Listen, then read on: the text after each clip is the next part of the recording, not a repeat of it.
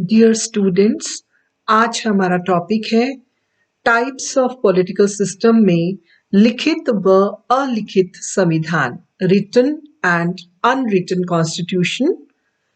लिखित संविधान वह होता है जिसको एक निश्चित समय में एक निश्चित समिति के द्वारा, जैसे संविधान सभा के द्वारा लिखा जाता है, और अलिखित संविधान वह होता है जिसे किसी एक निश्चित समय में और किसी निश्चित समिति के द्वारा नहीं लिखा गया है। ब्रिटेन का संविधान अलिखित संविधान का सबसे महत्वपूर्ण उदाहरण है। ब्राइस ने इसकी परिभाषा करते हुए कहा है, यह लोगों के दिमागों में कठिन अथवा लिखित रूप में प्रमुख दृष्टांतों, विधिवेताओं और राजनेताओं द्वारा कहे गए कथनों, प्रथाओं, व्यवहारों, विश्वासों और प्रथाओं से मिलते जुलते कानूनों का समूह है, जो वैधानिक निर्णयों व राजनीतिक आदतों को प्रभावित करता है। यानी इसमें ये बताने का प्रयास किया गया है कि जो विधिवेताओं यानी जुडिशरी के जो लोग हैं, जैसे जजेस हैं, उन्होंने जो कहा, पॉलिटिकल लीडर्स ने जो कहा, जो कस्टम्स हैं, जो ट्रेडिशंस हैं, जो समय समय पर चलते आ रहे हैं, तो उनको कानूनों के रूप में मान लिया जाता है और वे विधि को भी प्रभावित करते हैं और राजनीतिक आदतों का भी एक कारण बन जाते हैं, यानी कि पॉलिसीज बनाते हुए भी उनका प्रभाव रहता है।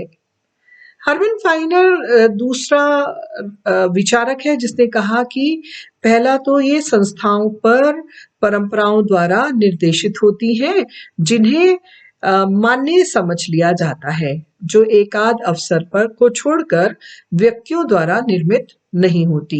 यानी ऐसी परंपराएं हैं जो कि समय समय पर चलती आ रही हैं, निर्देशित हैं, जो आदत बन चुकी हैं, जो अभ्यास में आ चुकी हैं और किसी एक व्यक्ति विशेष के द्वारा निर्देशित नहीं है, बल्कि लंबे समय से चलती आ रही हैं। दूसरा ये है कि संविधान का निर्माण निश्चित जैसे संविधान सभा द्वारा नहीं होता, यानी कोई बैठ के कोई ऐसी बॉडी नहीं है, कोई समिति नहीं है, कोई संविधान सभा नहीं है जिसने बैठ के इसकी रचना की हो। इसका औपचारिक कोई दस्तावेज जैसे कोई डॉक्यूमेंट भी नहीं होता। अलिखित संविधान लचीला होता है, फ्लेक्सिबल होता है, उसमें बहुत फ्लेक्सिबिलिटी रहती है। चेंजिंग सरकमस्टांसेस, जो परिस्थितियां बदलती हैं, जो समय बदलता है, चेंजिंग टाइमिंग्स के अनुसार उसमें चेंजेस किए जा सकते हैं। फिर ये कंडीशंस के भी अनुकूल होता है, अनुकूलन का इसके अंदर गुण होता है, जिसे कंडीशनिंग कहते हैं, और फ्लेक्सिबिलिटी इसके अंदर होती है।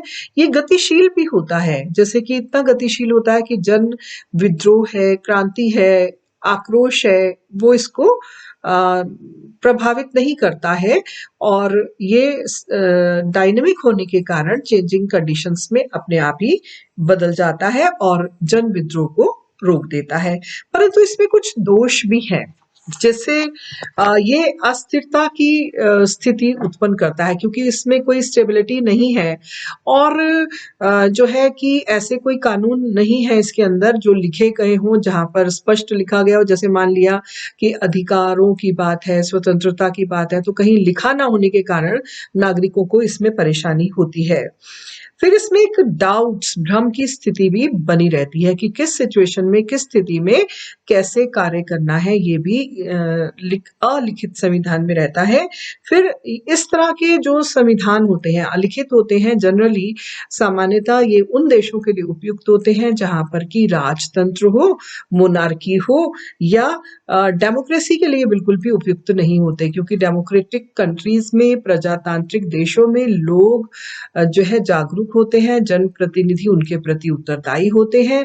तो ऐसी स्थिति में ये प्रजातंत्र के अनुकूल नहीं होते हैं, क्योंकि इसमें नागरिकों की स्वतंत्रता व अधिकारों की सुरक्षा की गारंटी लगभग नहीं होती है।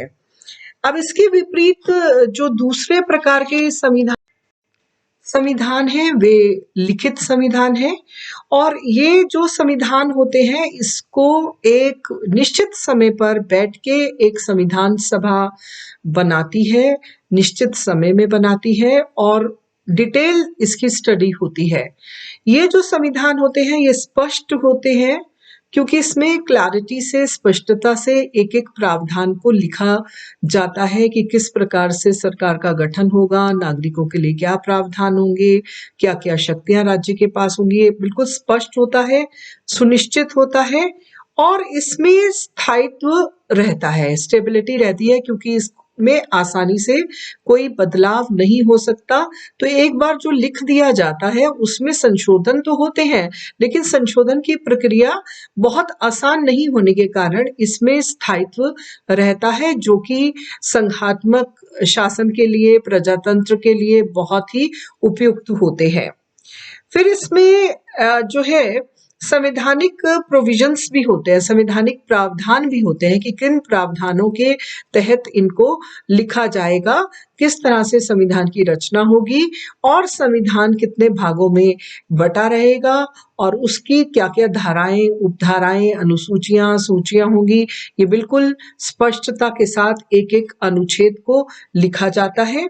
फिर ऐसे जो संविधान होते हैं, जो लिखित संविधान होते हैं, उसमें नागरिकों के अधिकार और स्वतंत्रताएं सुरक्षित रहती हैं क्योंकि उनको एक बार लिख दिया जाता है और नागरिक भी समझ जाते हैं कि हमें ये अधिकार और ये स्वतंत्रताएं, ये शक्तियां प्राप्त हैं।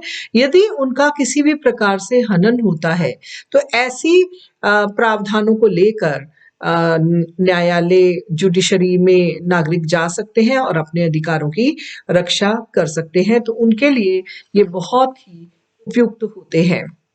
लेकिन ये संविधान कठोर होते हैं।